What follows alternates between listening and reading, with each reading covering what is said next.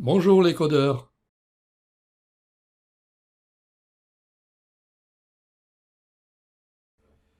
Lors du dernier tuto, nous nous étions arrêtés au MACD et à l'utilisation de modèles YAML. Bon, cette fois-ci, nous allons suivre une checklist de A à Z afin de fabriquer nos propres nodes issus de votre imagination ou par exemple des indicateurs techniques pour le trading. Il y en a des dizaines, donc à vous de voir. Mais avant de commencer, on va corriger deux petits défauts. Donc je vous montre. Il s'agit des list box. Alors, par exemple, ici, nous en avons une. Ici aussi. Vous voyez. Alors, le défaut qu'on en remarque, c'est qu'elles ne sont pas suffisamment hautes, ici. Et ça masque un petit peu le bouton, le triangle vers le bas. On va corriger ce défaut en lui donnant une bonne hauteur. Et ça se fait simplement en ajoutant un paramètre. On va ajouter un paramètre, et ce paramètre, c'est compact 8, ici. Alors, il se place dans un dictionnaire, et je vous donne un exemple ici. Dans le contrôleur scène, on a traits et repères. Alors par exemple ici, au niveau des repères, je vais ajouter le paramètre. Au niveau des traits aussi.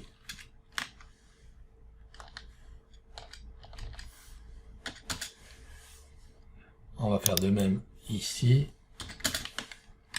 Et le quatrième est ici, dans lequel on n'a pas le dictionnaire, on va le mettre. Donc, une liste qui contient la valeur par défaut, 16, suivie du dictionnaire, que voici.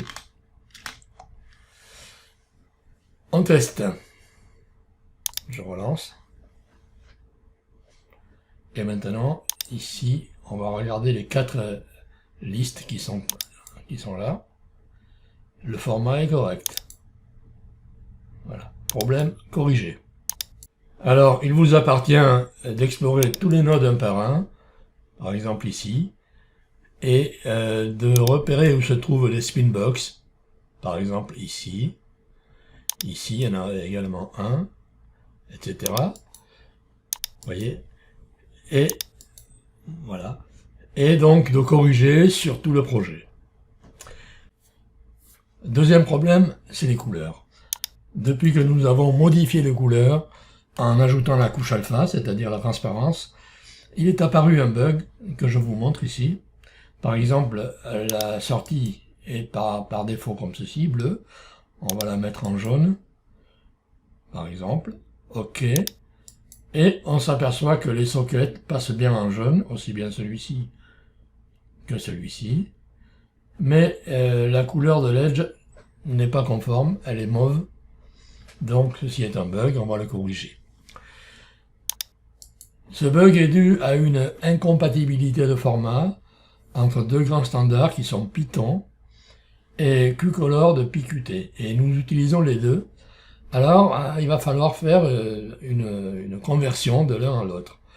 C'est pourquoi, ici, dans la classe utile, on ajoute 2 méthodes. Donc, je vais les copier déjà. Copier. Et on va se mettre à la fin de la classe utile, ici. Et on va les coller. Voilà, couleur. Il y a 2 méthodes. Color to qtcolor et color 8 digits. Et deuxième modification, il faut aller dans l'edge, UI Edge, donc c'est ici, avec les couleurs du pinceau, c'est-à-dire State Pen, ici. Voilà, cette méthode, ou cette propriété plutôt, on va la corriger. Parce que les couleurs, c'est ici, vous voyez, Edge Color. Donc, je fais un copier-coller depuis le tuto de cette méthode, ou de cette propriété plutôt, CTRL V. Voilà. Et on voit bien ici la méthode que nous avons rajoutée. color to Qt color. Par contre, il nous faut l'attribut UT qui correspond à la classe utils, qu'on va importer d'abord. Donc, c'est un import interne. Import interne from functions utils import utils. Voilà. Et ici, au niveau de l'init, on va rajouter un attribut init, ut. ut égale utils. Voilà. Donc, on vérifie.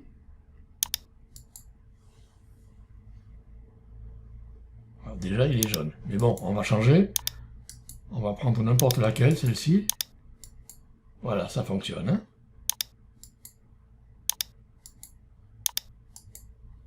Bug corrigé.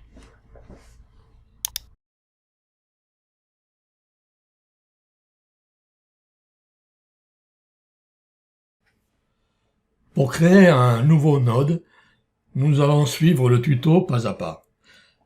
À titre d'exemple, voici un projet avancé qui présente un additionneur. Alors, à l'entrée, nous avons un node signon, notre node aléatoire, donc 2 entrées.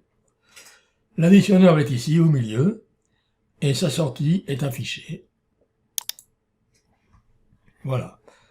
Donc, pour l'exemple, nous avons une sinusoïde qui est bruitée.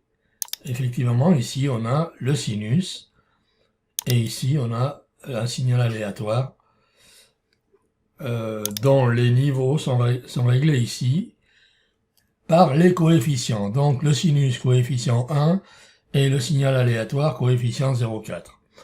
Alors, effectivement, ici, on peut régler les valeurs. Vous voyez, là, il est peu bruité. Et là, il est très bruité. OK. Je reviens ici. Alors, naturellement, c'est un additionneur. C'est-à-dire qu'on peut additionner autre chose. Par exemple, on peut ajouter un carré, retirer le sinus, mettre du triangle, etc. Vous voyez? Donc, on peut jouer avec tout ça et obtenir ce résultat.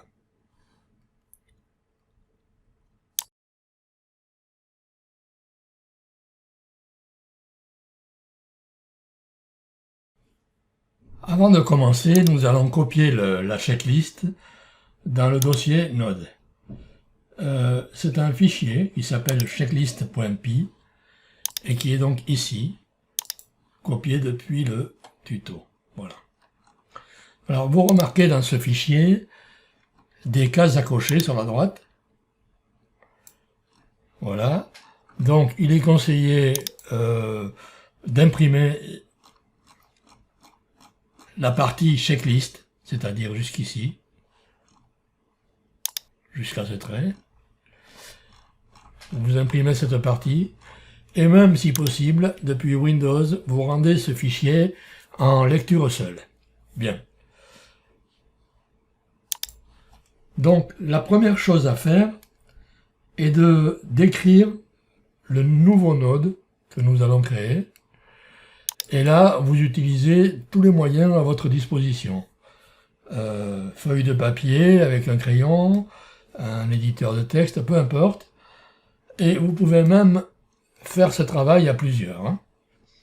Alors, la description, ici, pour l'additionneur par exemple, elle se trouve ici. On dit que le node additionne tous les signaux d'entrée et fournit le résultat à la sortie. Il y a un nombre d'entrées variable, paramétré. Donc ici, on trouve ici un attribut nombre d'entrées dans les paramètres. Il est fixé dans cet exemple à 2, mais on peut le changer évidemment. Il n'y a qu'une seule sortie qui fournira un seul signal. C'est un node relativement simple, hein, puisqu'il n'a pas non plus de widget dedans, un peu comme le plot, il a un bouton fermé comme widget. Là, il n'y en a pas.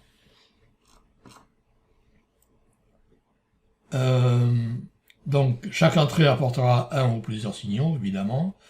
Et chaque signal est affecté à un coefficient de pondération. Donc, évidemment, quand on parle d'addition, il s'agit d'addition algébrique, c'est-à-dire qu'on peut utiliser ce node comme soustracteur. Hein. En plus, évidemment, on aura un signal qui va s'ajouter à cela, qui s'appelle l'offset ou le biais. Alors, dans cet exemple, il est placé à 10, on le place à la hauteur qu'on veut, mais à quoi ça correspond? Eh bien, vous voyez ici, c'est la valeur moyenne du signal, qui est à 10. Voilà, la description est relativement courte. Hein. On a la formule ici du signal de sortie, S, qui est égal au biais plus la somme de tous les signaux. Alors, un signal, ça sera le signal lui-même multiplié par le coefficient de pondération. Voilà. Donc, pour préparer ce node, nous allons d'abord commencer par créer un dossier. Alors, ce node, c'est un opérateur.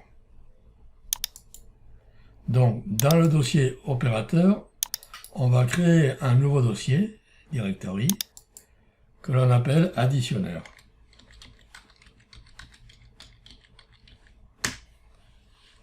Voici.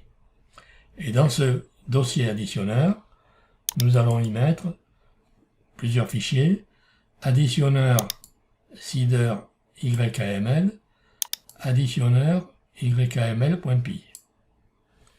Donc le premier, vous le laissez vide, et pour le deuxième, on copie ce contenu. Donc moi je le fais de mon côté.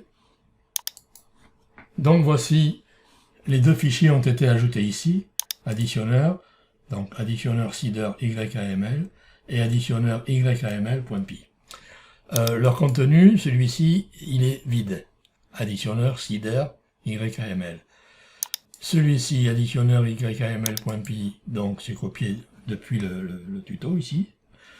Ensuite, il faut également copier plusieurs fichiers. Alors, pour le contrôleur node, on a le fichier complet ici. Le show matplotlib, on a également le fichier complet. Et pour le seeder de matplotlib, on a également le fichier complet. Voilà. Donc ici, alors je vous les montre, le contrôleur node, il a été copié, celui-ci aussi, et le seeder également. Enfin, le dernier, c'est le fichier subplot 602020 YAML, le modèle, ici, le voilà, dans lequel il faut retirer les chars X. Il y en a deux, je vais le faire, char X supprimé, char X supprimé. Et voilà, la préparation est terminée. On peut attaquer donc la création du nouveau node.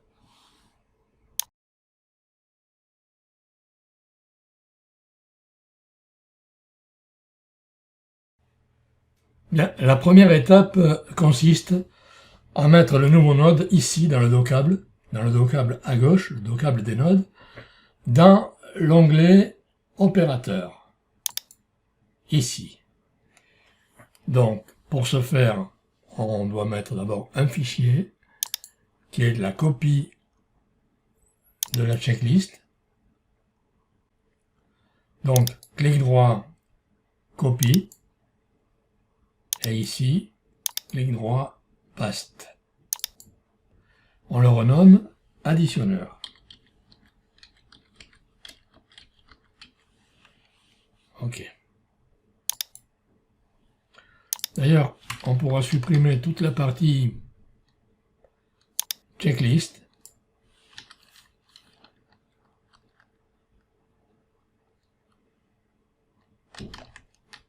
Voilà, jusqu'ici.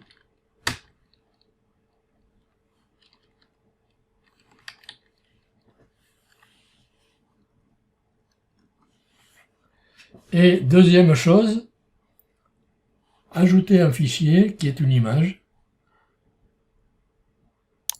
Alors, il s'agit naturellement de ce petit plus là, qui est un PNG, que l'on fait simplement glisser à la souris au bon endroit, c'est-à-dire ici. Il me propose le nom additionneur, on l'accepte. Voilà l'image. C'est une image qui fait 64 par 64.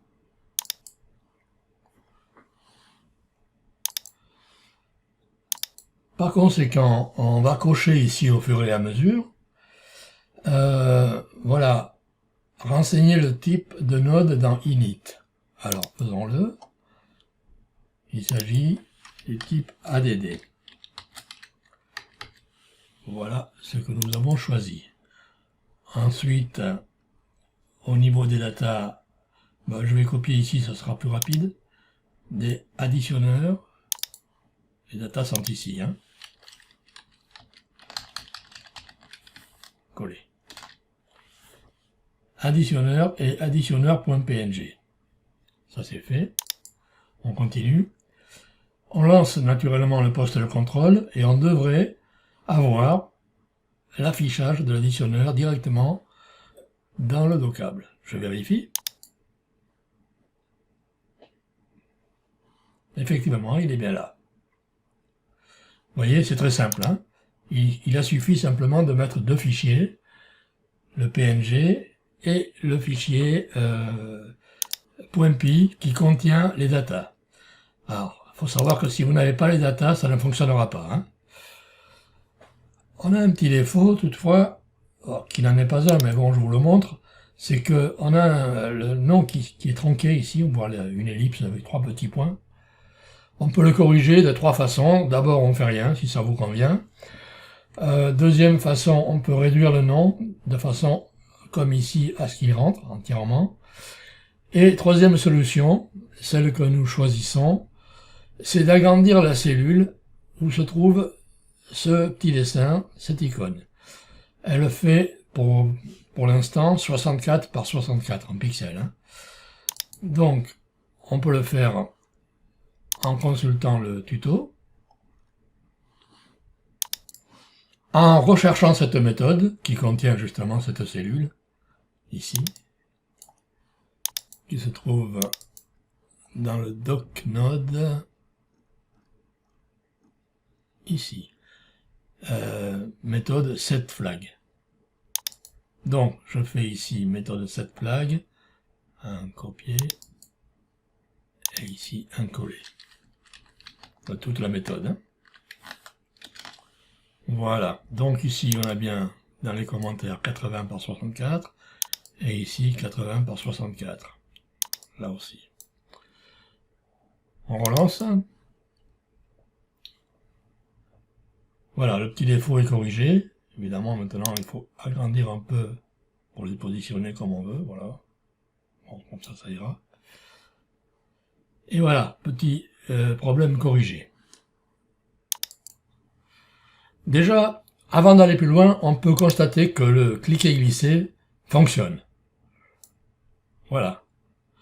Pas de bug. Évidemment, il n'y a aucune entrée, aucune sortie, parce que rien n'est codé. Mais ça fonctionne. Mais ce que nous allons faire, c'est un nouveau graphe qui est spécialement conçu pour cet exercice. Donc ça, je le supprime. Oui. Et on va créer un nouveau graphe qui se nomme création node. Alors, ici, pour la création du nouveau graphe, on évite les accents et les espaces. Création node. OK. On peut supprimer celui-ci, voilà. Et on glisse l'additionneur au milieu. Voilà.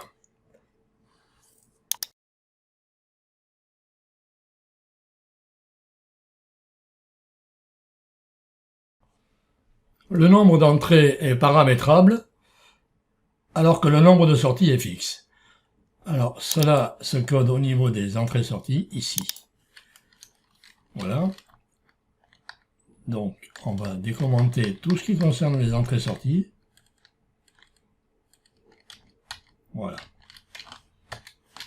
Et on remarque que pour les entrées, on a le choix entre nombre d'entrées fixe, ici, ou bien nombre d'entrées variable, ici. Bien sûr, il faut supprimer l'un des deux. Hein. On va supprimer celui-ci. Et pour les sorties, c'est pareil, on a un nombre de sorties fixe, ou alors un nombre de sorties variable. Je vous rappelle que ceci est un modèle, hein, qu'il faut l'adapter à vos besoins particuliers. Alors voilà, il nous reste ici les entrées paramétrées et les sorties fixes. Donc ça ne correspond pas à ce qu'on veut. Par exemple, les sorties, nous en voulons qu'une. Hein. Voilà. Donc le mieux, c'est de faire un copier-coller depuis le tuto. Ici, on a les deux, vous voyez, output et au début input. On va faire un copier.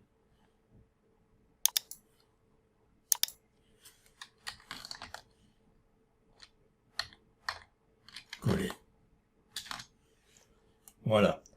On remarque que par défaut, nous avons deux entrées paramétrables et une seule sortie.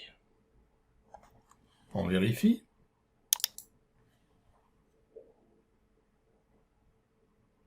C'est bon.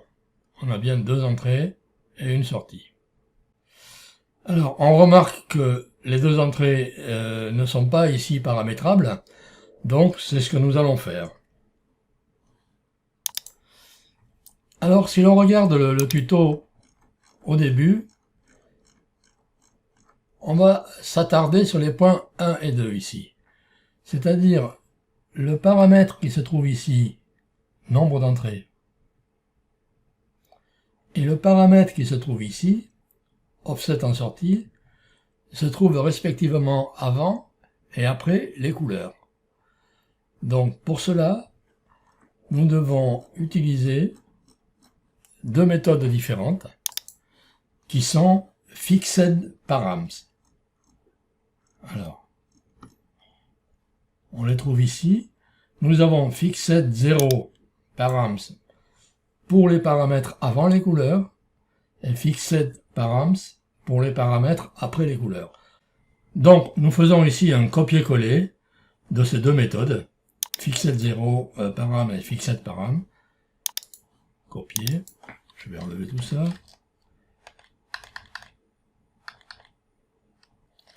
Là. Et coller. On teste. Et ici, on trouve bien nombre d'entrées avant les couleurs et l'offset en sortie après les couleurs.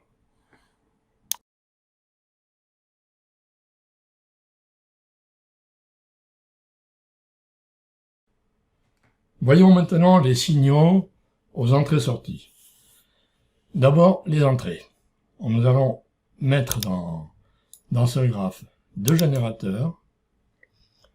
Donc, un générateur de signaux par ici, un générateur de signaux aléatoires par ici, relié aux entrées 0 et 1. Voilà. Le générateur de signaux, on va mettre un sinus pour l'instant. Aléatoire, on va mettre un signal de type normal qui soit pas une émulation, donc on retire la coche. Ce que l'on veut faire, en fait, c'est du bruit superposé à la sinusoïde. Hein. Et ici, lorsque l'on sélectionne ce node, on devrait voir les signaux qui arrivent. Voilà, bien sûr, sous forme de paramètres. Hein. Les vrais signaux, eux, ils seront vus dans l'affichage. Donc, ici, on trouve en entrée 0, signaux sinus, en entrée 1, aléatoire. Tout va bien. On vérifie que cela fonctionne en désactivant un des deux. Voilà, l'entrée 0 a disparu. Il reste l'entrée 1. Si je désactive la deuxième, voilà, il n'y a plus rien, il n'y a plus aucun signal dynamique. Donc je reviens, et vous remarquez bien sûr que là on peut rajouter des signaux. On va agrandir un petit peu. Voilà. Par exemple, j'ai trois signaux, sinus, carré, triangle, Eh bien, effectivement, ici on a sinus, carré, triangle. On aurait donc au total 4 signaux qui sont ici. Alors, nous avons vu les paramètres statiques, ceux qui se placent avant et après les couleurs. Voyons maintenant les paramètres dynamiques qui sont ici, MyParams, et qui affectent donc des paramètres aux signaux qui arrivent. On va faire un copier-coller donc du code, MyParams, copier.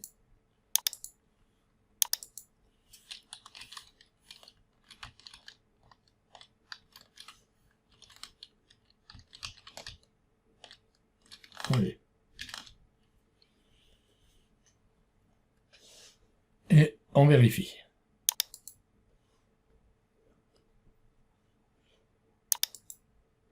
Et maintenant, on voit le coefficient qui est ici, donc, qui est venu s'ajouter aux signaux. Je vais retirer ici des signaux pour ne conserver que le sinus, pour simplifier. Hein. Voilà.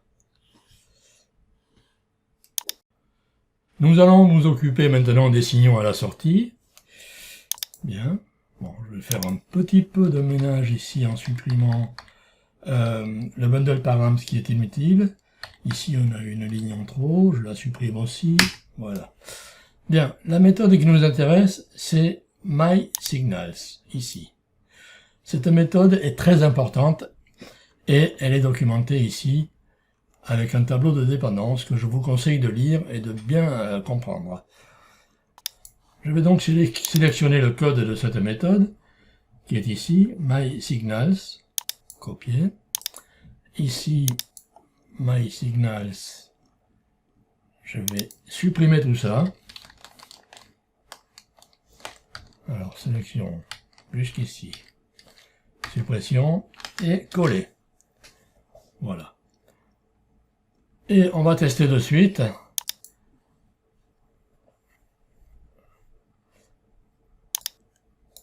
Ici, on va mettre un plot pour voir. Hein.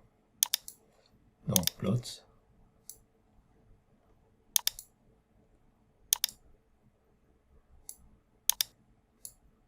Voilà. Et on remarque ici dans le plot la provenance du signal. Ici. Le nom, ADD0 somme, et les différentes valeurs qui vont servir à l'affichage. On se reporte bien sûr ici. Je vais déplacer le code à droite.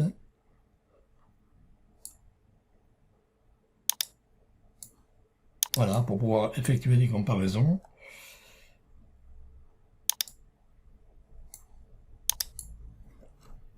Et le rapprocher de cette image.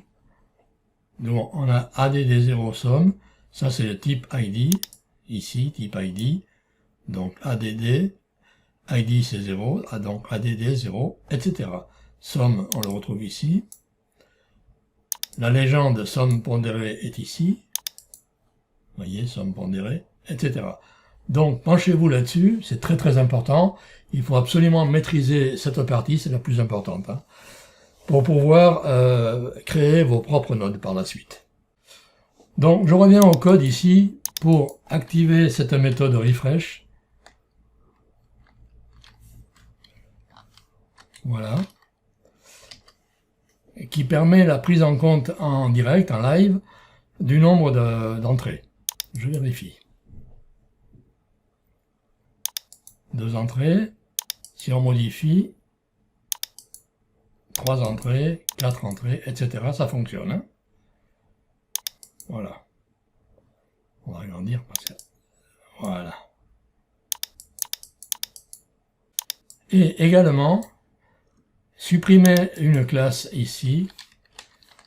C'est le contenu du node. Il n'y en a pas. Donc, on n'en a pas besoin. On va la supprimer.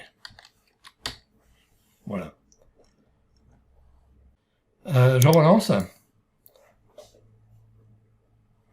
Donc voilà, nous avons un petit graphe. Apparemment, au niveau du PC, du poste de contrôle, tout est terminé. Il nous reste maintenant à aborder les calculs.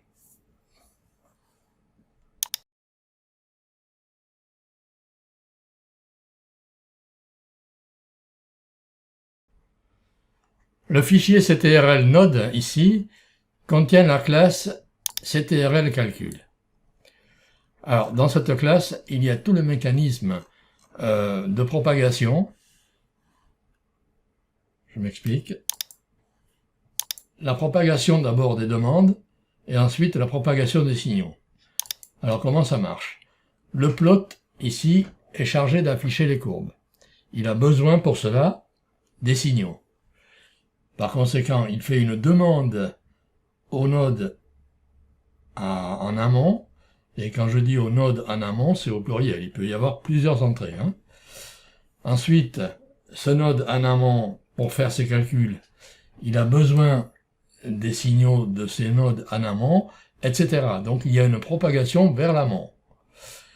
Quand on arrive au bout ici, c'est-à-dire les nodes générateurs qui n'ont pas d'entrée, à ce moment-là, les calculs se font et la propagation se fait en sens inverse. C'est-à-dire qu'en sens inverse, on obtient les signaux par eux-mêmes. Donc les signaux arrivent ici dans ADD, qui fait son traitement, et quand il a terminé, enfin, il donne le résultat au plot qui les affiche. Chaque node a sa signature. Donc, à chaque modification des calculs, des paramètres ou même de l'infrastructure, la signature change. Alors, à quoi sert-elle? Eh bien, tout simplement, lorsque l'on fait une propagation de demande de signaux, si la signature est la même que ce qu'elle était à la demande précédente, on ne refait pas les calculs. On donne directement les résultats depuis le tableau NumPy. Ça économise donc du temps et des ressources. Ensuite, la persistance. La persistance, c'est un enregistrement dans un fichier PKL des deux variables principales qui sont le dictionnaire de description et le tableau NumPy qui se nomme NP-Array. Dans notre cas particulier des additionneurs, les éléments de calcul, ce sont les signaux d'entrée, les coefficients multiplicateurs pour chacun d'entre eux, donc la pondération, et le biais ou l'offset en sortie, qui est également un paramètre. Et la méthode process récupère ces éléments à partir du dictionnaire de description, qui doit contenir donc toutes les informations nécessaires au calcul. Rien de plus, rien de moins.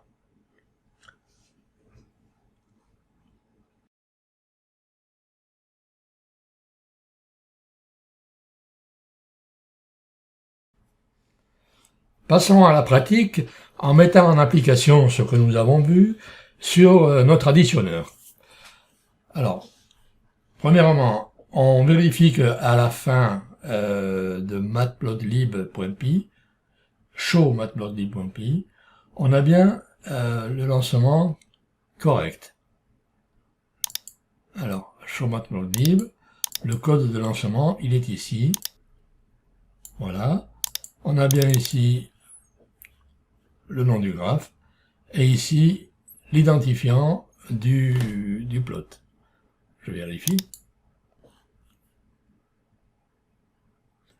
Donc le nom du graphe, c'est création node, et l'identifiant du plot, ici, c'est 3. Donc c'est OK.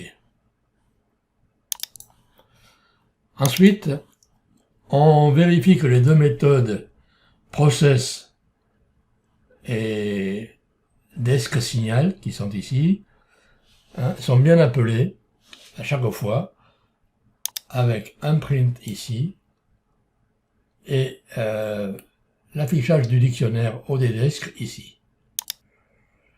Alors vous faites ceci, vous vérifiez naturellement que le print fonctionne, ainsi que le dictionnaire. Et enfin, on remplace ces méthodes par le vrai code qui est ici. Alors moi je le fais de mon côté. ce sont les méthodes donc de description du signal et de process pour les calculs. Ici, additionneur,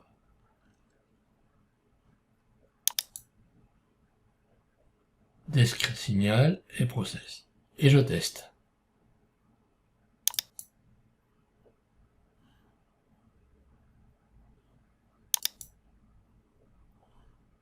Voilà ce qu'on obtient. Alors ce qu'on va faire, c'est tout simplement afficher ici les paramètres étendus YAML, le fermer à nouveau pour qu'il soit pris en compte. On ferme et on ouvre. Et voilà. Alors évidemment, le signal n'est pas celui qu'on attendait, parce que les signaux d'entrée ne sont pas ce que nous voulions. On veut simplement une sinusoïde. Voilà. Ici, on a un signal de type normal qui n'est pas en émulation. Et ici, on a donc des paramètres de coefficients. Si je mets 0, évidemment, on aura une sinusoïde parfaite.